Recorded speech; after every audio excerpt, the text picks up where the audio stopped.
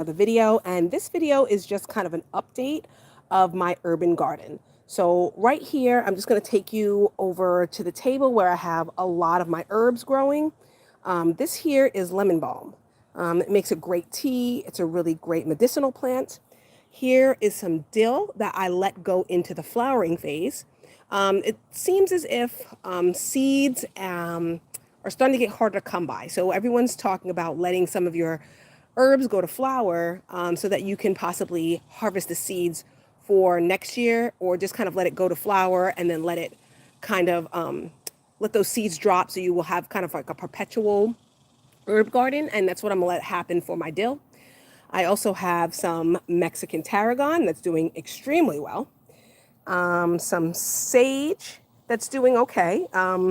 The plant had a little bit of an accident. Some critters have gotten to the backyard, knocked it over. We replanted it, and this is the sage in its recovery phase. We have two different types of sage growing. I'm also growing some things like basil, oregano, rosemary, thyme in these pots. And this is a pequeño pepper. When my friend moved to Arizona, some of the members of the gardening club over there had given her a few items that, and I took some of them too. They donated a few things to me, and the pequeño pepper was one of them. So here is another setback that I've had, and this is the nasturtium plant. So nasturtium is an edible flower that also brings pollinators, but because it is an edible flower, other animals like to eat this too. So squirrels, raccoons, possums, whatever you have, sometimes will dig up the seeds or eat the seedlings of this nasturtium plant. So again, I'm just going to have to keep trying to get nasturtium to root and grow, because it is everything that everyone says to keep growing. It attracts pollinators, and it is also edible. So next round of gardening will most likely be a fall crop, which will be beets, carrots, radish, broccoli, cauliflower, cabbages, some of the things that are in your lettuce family. That will be the next round. And so those are like your brassica family. So that's going to be next. But I may have to delay it because of just how many consecutive 100-degree days we've had. They really are not very heat tolerant. So I might have to delay putting these out to seed, whether it be direct sowing or sowing indoors, because they may not be able to, the temperature is not predicted to drop in the next 6 weeks. That will make it compliant to have brassicas. So I may have to wait a little bit longer to put my fall garden in.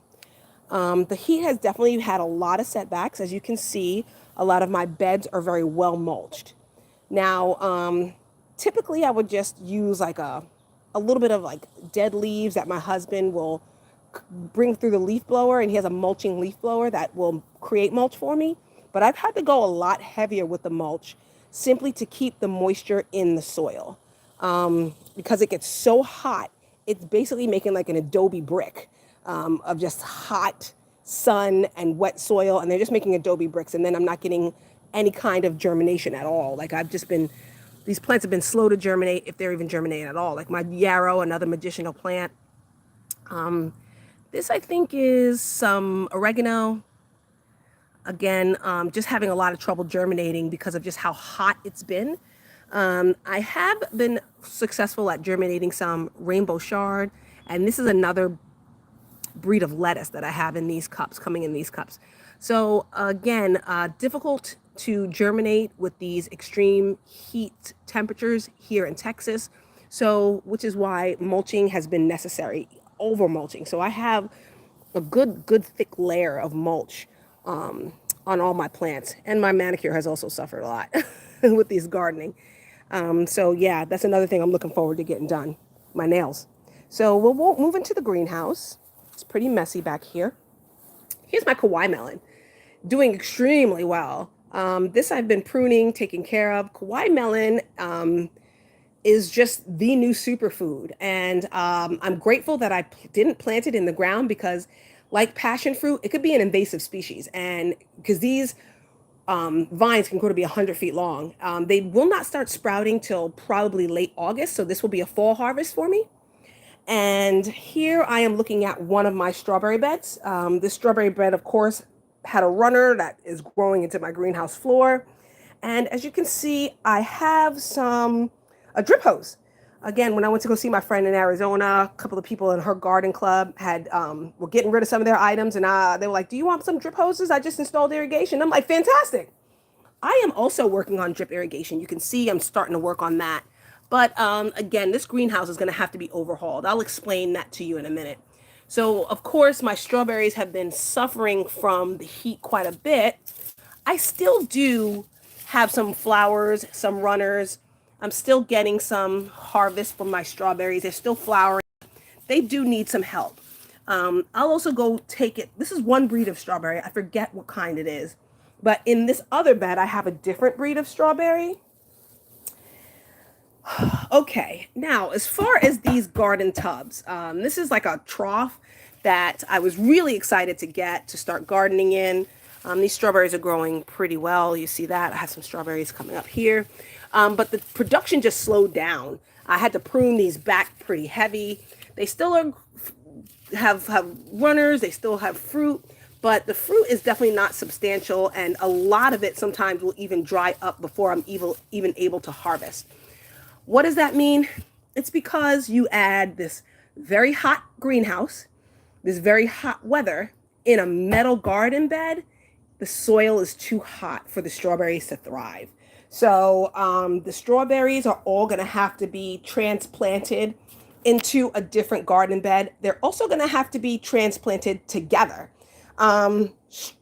Strawberries are great. They are self-pollinating, one of the easiest plants to grow, but they do need each other. So if you're having a plant that's maybe not flowering, they still need other flowers. So I'm going to probably put all the strawberries, even though they're not the same breed, all in one gardening box, and we're going to repurpose this for this metal planter for another purpose. It's just too hot. It just makes the soil too hot, and it just makes this environment too hot for these strawberries to really thrive. I think people in colder climates may do a lot better with this. I think this might be, possibly we can repurpose it for just another reason, but it cannot serve as a planter right now with as many consecutive triple-digit days that we're getting here in Texas, especially inside the greenhouse where the temperatures can reach, well, close to 120 degrees in here. My sage is loving this heat. This is like a more of a desert sage, so it doesn't need as much water, but actually it's doing pretty well in the humidity of the greenhouse, and it's really loving this heat. Another plant that's really loving this heat is my sugar baby watermelon. Okay, they really, really love these high temperatures and this humidity.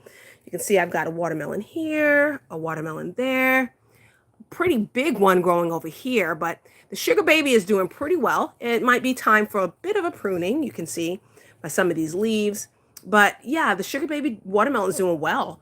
So we've already harvested some, and there's more to come. As you can see, it's still flowering, it's still thriving. From what I understand, this could go all the way up until October. Next to that is my Crenshaw melon. This is in the cantaloupe family. This is another melon too that most likely will be a fall harvest. You can see that it is flowering. I made like a little rudimentary trellis for it too, so that both melons can kind of spread out and grow and have something to keep the fruit off the ground with this rudimentary trellis here. So again, the melons are really loving this hot, humid environment that the greenhouse has created.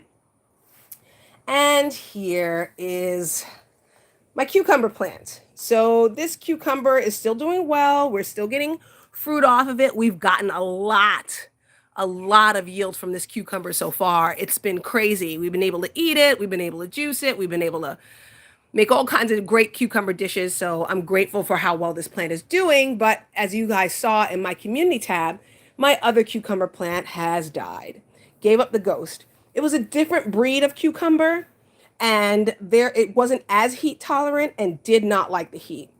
So that cucumber, it did give us a small yield, and then it died. But this is the challenge when it comes to cucumbers.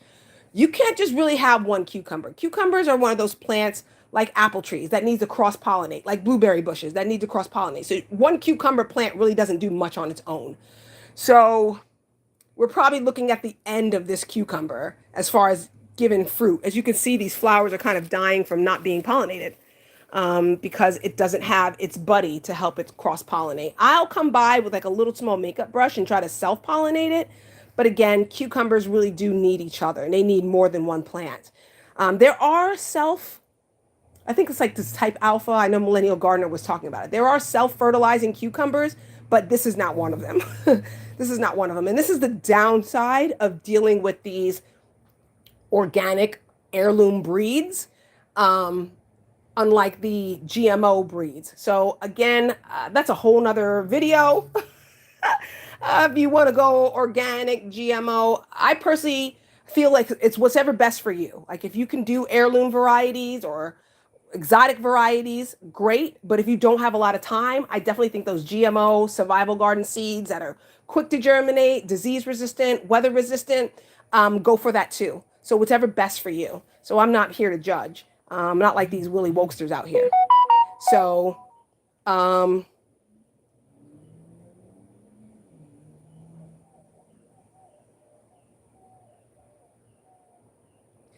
anyway, just gonna stop there with that. But anyway, here we go with some of the things I've been using to control pests. I'll talk about pests in a minute, but this is, it's basically made with diatomaceous earth for the most part, but it is just something that's been helping me control some of the pests. When I went on vacation, I came back, pests had completely overridden, especially the outdoor garden bed, and I'll go and show you how I've been dealing with that, some of the successes and setbacks there. Okay. Here is the outdoor garden bed. The marigolds are doing awesome. They're doing awesome. Fertilized over here, watered well. They've been doing great. But I think I may just take some of these out of the bed in the future and then just put them around the perimeter to continue to attract pollinators and to be a trap crop for insects.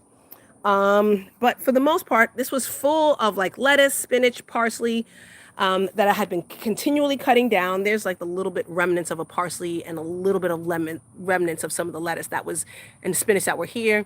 I was cutting them down and then they were kind of coming back, and then I was cutting them down and then they were kind of coming back. Unfortunately, when I left, I cut them down, came back.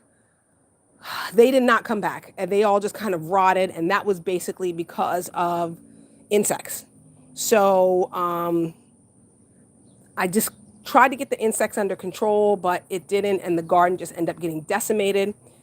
I did have like maybe 1 or 2 spinach go to bolt. I think that lettuce possibly maybe going to bolt, but for the most part, it was pretty decimated by bugs. So what I did was I waited till it was cool outside and took the advice of one of my subscribers and got some neem oil. And the neem oil did a good job of getting rid of the pests, but it definitely did have some side effects on some of the plants. And I'll show you some of those side effects. You can see it on the pepper plant, on the raspberry, on the blackberry, and you can definitely see it on my zinnias. Basically, they got sunburned. Even though I was doing the neem oil at night with these temperatures that are topping 100 degrees, yeah, neem oil will just burn up these leaves.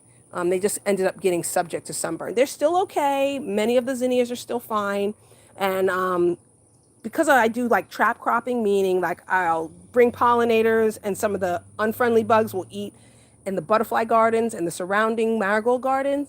That's what I was trying to do to kind of trap crop. I'll leave a video to trap cropping in the description box, but yeah, that's what happened. And it was real unfortunate that we had so much sunburning, and I pruned and many of these plants came back. As you can see, I got a new pepper plant. That was also a gift from my friend in Arizona's garden club. And my other pepper plant is just now starting to recover from those sunburned leaves. I pruned them back pretty heavy and now coming back and flowering. You can see that starting to flower. So we should get some fruit from these pretty soon.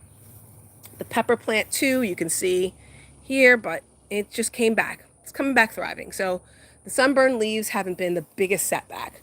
You can see it here around the pollinator garden. This is also such a mess in my outbuilding here where the garden and greenhouse are behind the outbuilding. But my tomatoes. So my tomatoes, I pruned them pretty heavily, came back to find that this was a bush. I have a couple of flowers. You see a couple of them are flowering, but no tomatoes as of yet. Again, I think that's a lot of the time because of the heat. The heat has just been so severe. Again, this was the sunburnt roof. I have to prune this. You'll see one flower in there. See if I can get that close up to that. Yeah, that tomato flower there. So yeah, this is just kind of the downside about gardening sometimes. The 100-degree weather, then the pests, just really just took a hard toll on my plants. So I'm gonna have to just continue to prune, continue to fertilize, and continue to mulch. I would say that this also has been a setback, the soil. Typically, I love the Burpees organic potting soil and raised garden bed mix. It's made with peat and coconut coir and does a lot better of holding moisture in the soil. Well, it's not as readily available as it used to be. And also, too, being part of gardening clubs, everyone's talking about composting and using more sustainable sources of soil. So I was kind of using like a lot of the soil that was the municipalities were providing. Well, unfortunately, you add that soil, add that compost, what you end up getting is basically an adobe brick. So that's why I had to mulch so heavily. And then also fertilize because it's not as uniform as some of your bagged potting soils that you get from your gardening center or your Tractor Supply. So those have been some setbacks. So things like peat and coconut coir, although they're great for home gardeners, they're great for commercial gardeners, it's not as great for the environment. It's going to start becoming a little bit more harder to find and also a little bit more expensive, but it's worth the planning ahead to make sure that you get things like the sphagnum peat moss, things like the garden soils that are heavy in peat and coconut coir, like the Burpee. So it's just going to take a little bit more planning because it's not going to be as readily available as it used to be. I also started composting, and composting is something that I've never really enjoyed doing, but I do have a small compost bin here.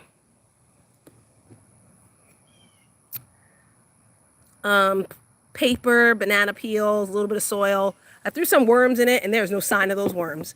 To me, it just stinks, it's hot, and it just brings a bunch of flies. So I really do not like composting, but it's something I'm gonna have to start doing more often because some of the soils that I really like are gonna be less available. Also, I really know that the chemical synthetics, like the Miracle Grow, stuff like that, I've never considered those, but I may have to start to consider them. Oh, yes, I have used them in like flower beds, but not to grow my food in. But anyway, this is just kind of an update of my garden. Definitely had some setbacks, but looking forward to starting the future. Maybe start grow indoors with my Aero garden after I get back from vacation. Using a lot of these drip hoses, which were great. They were gifted to me, and I definitely think that they're fantastic for not overwatering. We are not on any water restrictions as of yet, but should they come, I know that I'm prepared. And perhaps setting up some drip irrigation myself. I'm starting it, haven't been quite successful to figure it out yet. My husband's been working with me and helping me with the drip irrigation, but we haven't quite been as successful yet. So we might just have to get a whole nother kit that is a little more greenhouse friendly. Or just a little, so we're just gonna be working on that. So again, this is my garden, the successes, the setbacks. But ladies, I just want you to I want to encourage you in the name of my favorite, garden YouTuber, just keep on growing. These setbacks are a part of life, but it doesn't mean that we should stop doing what we love and doing what's best for our health and for the environment around us. So ladies, thanks so much, and I'll see you in the next video.